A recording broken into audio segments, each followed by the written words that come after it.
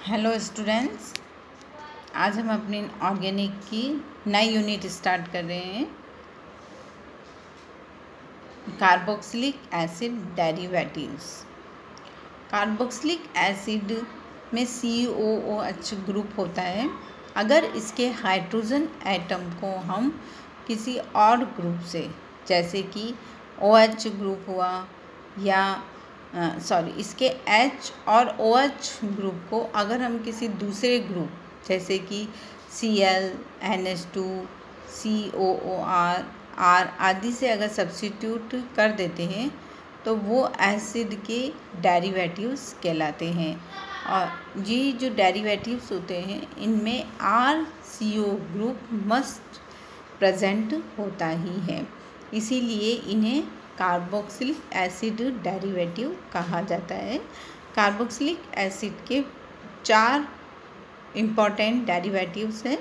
First है हमारा acid halide, जैसा कि हमें दिखाई दे रहा है एसिड हैलाइड RCOCl, फिर है एमाइड RCONH2, फिर एस्टर RCOOR और एनहाइड्राइड जिसमें RCOOCOR ग्रुप आते हैं। यहाँ पर जो R होते हैं वो एलिफेटिक और एरोमेटिक दोनों तरह के हो सकते हैं। अब हम इसके एसिड डेरिवेटिव्स में सबसे पहले हम इसमें एसिड हैलाइड की स्टडी करते हैं। एसिड हैलाइड का जो कॉमन फार्मूला होता है वो COX होता है, जहाँ पर X जो है वो Cl, Br और I कुछ भी हैलोजन यहाँ पर हो सकती है, इसीलिए इन्हें एसिड हैलाइड कहा जाता है। अब हम इसकी मेथड ऑफ प्रिपरेशन देखते हैं एसिड हैलाइड की। सबसे फर्स्ट है एसिड हैलाइड को हम एसिड से इजीली गेन कर सकते हैं। अगर हम एसिड की फास्फोरस ट्राईहैलाइड के साथ या फास्फोरस पेंटाहैलाइड के साथ या थायोनिल क्लोराइड के साथ हम इसकी रिएक्शन कराते हैं तो इसमें एसिड हैलाइड हमें प्राप्त होता है। जैसा कि देखते हैं RCOH की रिएक्शन PCl3 से कराने पर इसमें RCOCl बनता है और H3PO3 इसमें बाहर निकल जाता है। H3PO3 को हम फास्फोरिक एसिड कहते हैं।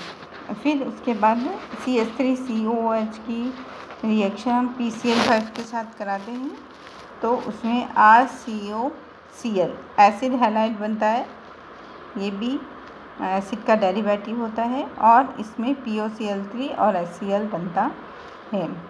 इसी तरह से हम एरोमेटिक एसिड की रिएक्शन यदि हम SOCl2 के साथ कराते हैं तो इसमें C6H5COCl बनता है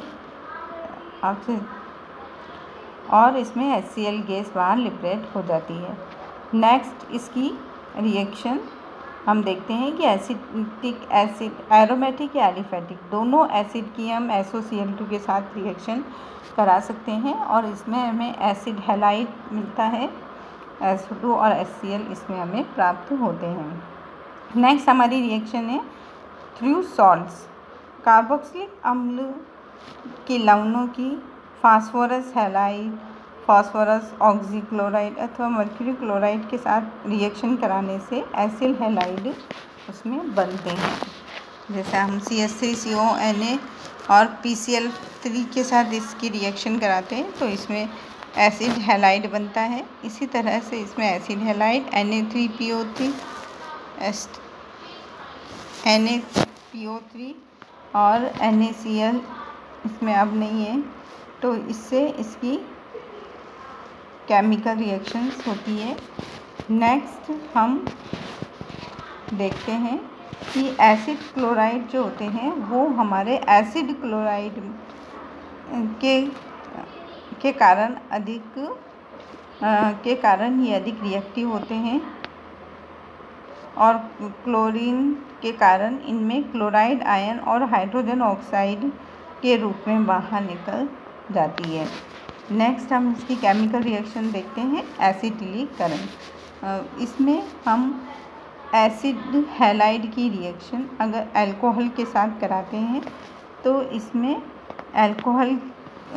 अल्कोहल का भी OH ग्रुप एसिड हैलाइड के Cl ग्रुप से रिप्लेस हो जाता है। इट मीन्स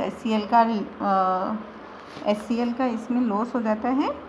इसमें हमारे पास C6H5COO C2H5 इसमें बनता है। एथिल बेंजोइड इसे हम बोलते हैं। इसी तरह से हम एरोमेटिक यौगिक से भी मिथाइल एस्टर का फॉर्मेशन कर सकते हैं, जैसा कि हमारी नेक्स्ट रिएक्शन में बताया गया है। इसके आगे हम इसकी सेकंड केमिकल रिएक्शन लेते हैं, जल के साथ अभिक्रिया। कार्बोक्सिलिक अम्ल की वाटर के साथ हम रिएक्शन कराते हैं। देखिए एसिड हैलाइड की प्लस H2O, तो इसमें एसिड प्लस HCl इसमें बन जाता है। इसी तरह से एसिड क्लोराइड की OH के साथ रिएक्शन करवाते हैं हम इसमें, तो इसमें H प्लस आयन का एक बार लॉस हो जाता है, OH बन जाता है। इसके बाद हम देखते हैं अमोनिया और एल्किल एमीन के साथ अभिक्रिया। जब अम्ल क्लोराइड अमोनिया और प्राथमिक एवं द्वितीय एमीन के साथ क्रिया कराते हैं तो हमें अम्ल एमाइड बनते हैं। यह रिएक्शन जो है अमोनीकरण कराते हैं। नेक्स्ट इसकी रिएक्शन में देखते हैं CH3COL की NH3 के साथ रिएक्शन कराते हैं तो इसमें एमाइड बनता है। इसी तरह से हम सेकेंडरी एमीन और टर्शरी एमीन की भी इसमें रिएक्शन करा सकते हैं और इसमें HCl बनता है। एरोमेटिक हैलाइड की NH3 के साथ अभिक्रिया कराने पर इसमें बेंजेमाइड बनता है और NH4Cl इसमें बाहर निकल जाता है। इसी तरह से हम बेंजोइल क्लोराइड की भी रिएक्शन NH3 के साथ करा सकते हैं। इसमें भी HCl निकल जाता है, NH4Cl बनता है और बेंजेनेमाइड का इस रिएक्शन में फॉर्मेशन होता है।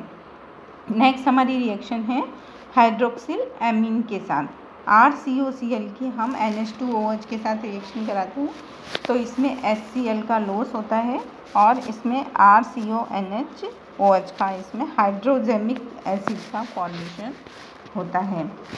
नेक्स्ट हमारी केमिकल रिएक्शन है रिडक्शन। एसिड क्लोराइड जो होते हैं वो हाइड्रोजन और पैलेडियम और प्लैटिनमकृत बेयर सल्फेट के साथ इजीली अभिक्रिया कर सकते हैं और इसमें उसका सब्स्टिट्यूशन नहीं कर सकते हैं। इसीलिए इसमें हम RCOCl की रिएक्शन H2 के साथ कराते हैं लेड बेरियम फॉस्फेट के साथ, तो इसमें एल्डिहाइड का फॉर्मेशन होता है और HCl इसमें बाहर निकल जाता है। इसी तरह से हम इसमें एरोमेटिक हैलाइड का भी फॉर्मेशन कर सकते हैं।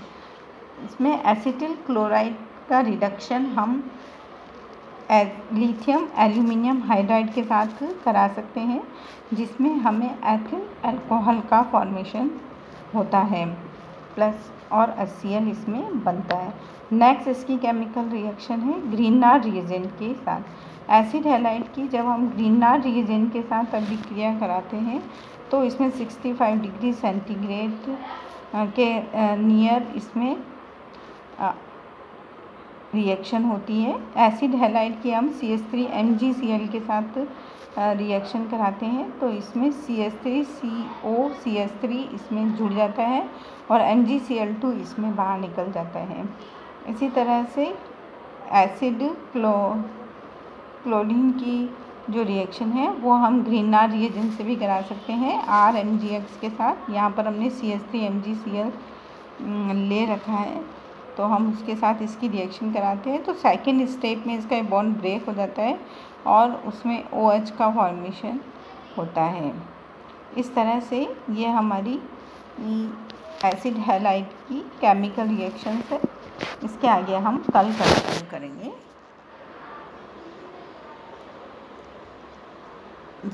इसमें अभी हमारे और रिएक्शंस बाकी है। नेक्स्ट हम इसकी रिएक्शंस लेते हैं फ्रीडेल-कॉफ्ट रिएक्शन। फ्रीडेल-कॉफ्ट रिएक्शन में हम इसकी बेंजीन की रिएक्शन एसिड हैलाइड के साथ कराते हैं लुईस एसिड की प्रेजेंस में, तो इसमें एसीटोफिनॉन का फॉर्मेशन होता है और HCl इसमें निकल जाता है।